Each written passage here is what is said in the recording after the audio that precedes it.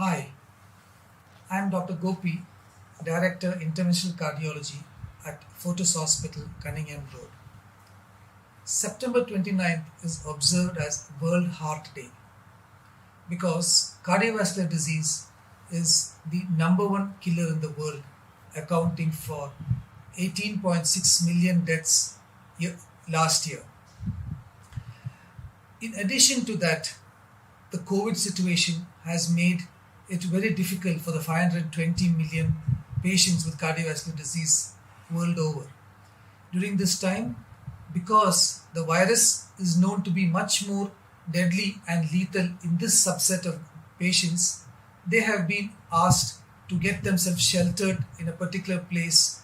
As a result of this, they have been, lonely and not being able to catch up with their friends, family, and also unable to get medical attention because of inability to reach hospitals for their regular checkups.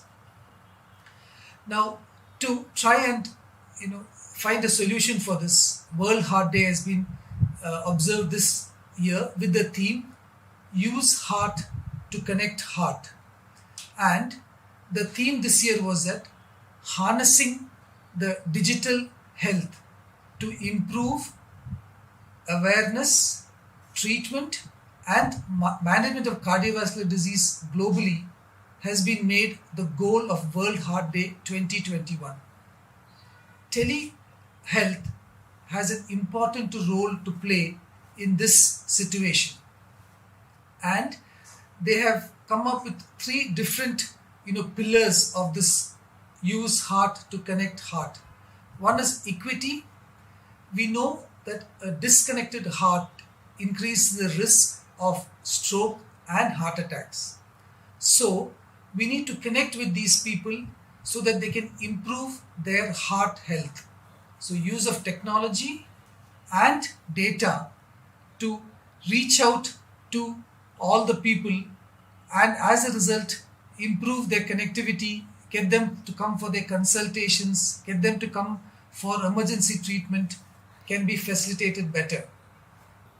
In terms of prevention, things like eating right, saying no to tobacco, controlling of blood pressure, controlling of heart rate are very, very important.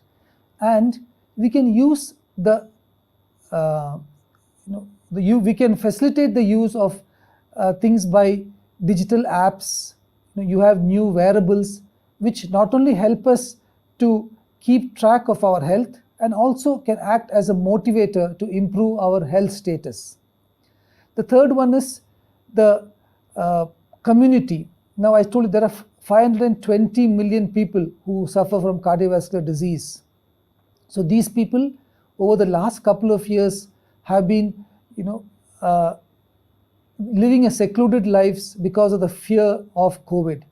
So in these people, we need to encourage them to use digital connectivity to reach out to their friends, family members, and not to be left alone in the pandemic, and also encourage them that reaching a hospital for your regular checkups and in an emergency should not be delayed, because the hospital will take care of their situations and to be better for their health.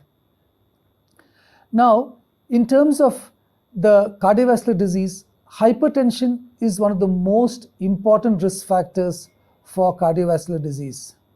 So I'm going to tell you a little bit more about hypertension. Hypertension by definition means having a blood pressure of more than 140 by 90 millimeters of mercury. Now, the problem with hypertension is that it is a silent killer. So people with blood pressure are not symptomatic until they actually check their blood pressures. The number of patients who come to us with symptoms of hypertension is very, very minimal. So it's important that we check the blood pressures regularly. It is estimated that almost 30% of our Indian population suffer from hypertension, and less than half of them are actually aware of this, and even a much lesser amount of these patients actually have their blood pressures under control.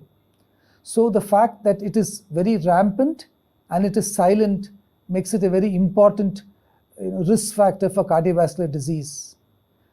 Hypertension or high blood pressure untreated can result in long-term complications, like it can affect one's eyes, it can give rise to stroke, it can give rise to heart attacks, it can give rise to kidney failure. And the thing is, if we control blood pressure from an early time and keep them under as near normal as possible, we can prevent these complications to a large extent. So what does it involve in terms of treatment of hypertension? Treatment of hypertension involves both, non-pharmacological methods and pharmacological methods. So the non-pharmacological methods means trying to understand how we are at risk gives us a big advantage, in the sense, if we know that our parents or our loved ones, or close relatives have hypertension, then we know at a higher risk. So these people should be encouraged to check their blood pressures regularly. In terms of lifestyle, reducing the salt consumption in a very general way, reduce the amount of salt that is being used for cooking, maybe about 20 to 30%. Then avoid high salt containing foods like pickles, papads, salt biscuits, chips, mixtures. This would go a long way in us being able to control the amount of salt that we consume. Lot of fruit, all types of fruit, at least 4 to 5 helpings of fruit on a daily basis is considered to be very, very heart healthy. Then we need to make sure that we keep our weight under control. For every given height, there is an ideal body weight. We should try to keep it within 20% of an ideal body weight. Then regular exercises of at least 150 to 300 minutes per week is considered to be ideal to maintain our heart health and maintain our body weight. So these non-pharmacological measures of treatment are very, very important. In addition to this, of course, we have a number of medicines which we can use in the treatment of hypertension. So once you go to your doctor and you have been diagnosed to have hypertension, there are certain basic checks that are done, which we call it as baseline parameters. Your doctor would probably get your cholesterols checked, your sugars checked, electrolytes, uric acid, an ECG, a chest X-ray, echocardiography. All these tests may be checked initially as a baseline. In addition, they would want an abdominal ultrasound, a urine test to know, is there a primary or a secondary cause for hypertension. Suppose you have people with kidney disease or people with some endocrine disease can also suffer from hypertension. So in them, the treatment is not necessarily only directed towards hypertension. We have to treat the primary cause. In about 5% of patients, we do find some other cause for the hypertension, but in majority of patients, there is no obviously detectable cause of hypertension. So in these patients, after the non-pharmacological or the lifestyle measures have been started, we would need to start them on drugs to try and control their blood pressure. Now, one thing is, hypertension is not a curable disease in most of these patients. So which means that you would need to take medications lifelong. So this is very, very important that we stress this fact, because what happens, suppose a young person gets diagnosed with hypertension, that fact that it's always in their mind, when can I be off medicines, when can I be off these drugs? So we need to reiterate the fact a number of times that it is not possible to go off drugs. You need to make sure that you take the medications continuously without fail. Because if we stop the medications, the blood pressure would again shoot up, and generally we notice that next time when we start medications, they generally require a higher dose of it. And second thing, with long-term complications of hypertension, or that is high blood pressure, at that point it is very difficult for us to reverse whatever abnormalities or whatever complications have set in. So medications need to be taken regularly, and we need to get them checked regularly. It is not that you have a fixed dose of medicines for blood pressure.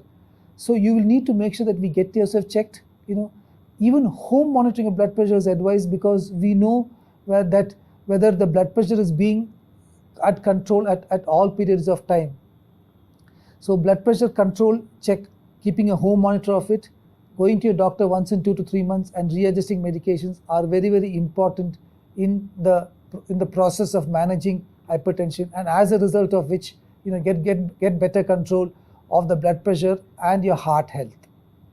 Thank you.